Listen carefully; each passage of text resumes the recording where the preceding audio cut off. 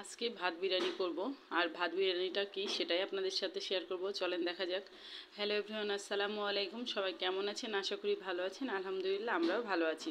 তো ভাত বিরিয়ানি শুরুতে বললাম কেন যে বিরিয়ানি করতে যা লাগে সব জিনিসই প্রত্যেকটাই হবে এখানে, শুধু পোলাওর চাউলের বদলে ভাতের চাউলটা হবে। এর জন্যই বলতেছিলাম যে ভাত বিরিয়ানি করব। প্রত্যেক দিন খিচুড়ি খেতে আর ভালো লাগছিল না, তাই আজকে একটু অন্যভাবে ট্রাই করতেছিলাম রান্না করার। তো সেটাই আজকে রান্না করব। তো আপনারা কেমন আছেন? রোজা কার কিভাবে কাটতেছে অবশ্যই কমেন্ট করে জানাবেন। আজকে ফারহানকে থেরাপি দিতে নিয়ে গেছিলাম, সেখান থেকে এসে শরীরটা খুবই ক্লান্ত হয়ে যায়। বাইরে প্রচণ্ড রোদের তাপ, তারপরে বাতাসটাও অনেক ছিল, কিন্তু তারপরেও রোদের তাপ লাগতেছিল। তো এই তো আমি এটা রান্নার পাশাপাশি ভাজা পোড়াগুলো করে নেব। আমি ভাজা পোড়া বাইরে থেকে কোনো কিছুই ইফতারি নিয়ে আসাই না, বাসাতে আমি সব তৈরি করি। বেগুনি, পেঁয়াজি, আর এই তো কালকের গোস্ত রান্না করা ছিল সেটারই কয়েকটা চপ করে নিব। বাচ্চারা খুব পছন্দ করে, আলামিন, ফারদিন।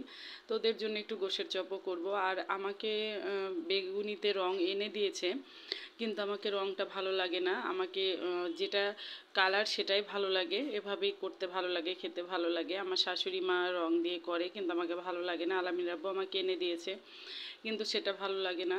আর ফারহানকে আজকে থেরাপি দিতে নিয়ে গেছিলাম, ওখানে একটা বাচ্চাকে দেখে মনটা খুবই খারাপ হয়ে যায়। অনেক বড় সে বাচ্চাটা, অনেক স্বাস্থ্য, হেলদি আছে। বাচ্চাটার মা কত কষ্ট করতেছে, বাচ্চাটাকে নিয়ে সে পারতেছে না একা একা। বাচ্চাটার বয়স প্রায় 7.5 বছর থেকে 8 বছর হয়ে গেছে, কিন্তু অনেক স্বাস্থ্য। বাচ্চাটা কিছুই বোঝে না এবং বলতেও পারে না। এতই খারাপ লাগছিল বাচ্চাটাকে দেখে। আমি ভিডিও করেছি, আপনাদের সাথে একটু শেয়ার করব অন্য এক সময়তে ওর ভিডিওটা বাচ্চার। তো এই তো আমার ভাজা পোড়াগুলো কেমন লাগতেছে অবশ্যই কমেন্ট করে জানাবেন। আর যাদের ভালো লাগবে তারা একটু বেশি বেশি করে একটু শেয়ার করে দেবেন ভিডিওগুলো, যেন সবাই দেখতে পারে। আর এই তো দেখেন কি সুন্দর ফুলকো ফুলকো হয়েছে বেগুনিগুলো। পেঁয়াজিটাও করে নিই, মানে মোট কথা আমি বাসাতে ভাজা পোড়া যতটুকু করি না কেন সে ততটুকু দিয়ে আমার ইফতারি হয়ে যায় আলহামদুলিল্লাহ। তো সবাই ভালো থাকবেন, সুস্থ থাকবেন। আর এই তো আমার ভাত বিরিয়ানিটা খেতেও অনেক টেস্টি হয়েছিল। আমার ফারহানের জন্য সবাই দোয়া করবেন। সবার রমাদান কেমন কাটতেছে অবশ্যই একটু কমেন্ট করে জানাবেন। আর বেশি বেশি করে এখন ইবাদতের মাস, ইবাদত করতে হবে। তো সবাই ভালো থাকবেন, সুস্থ থাকবেন। আল্লাহ হাফেজ।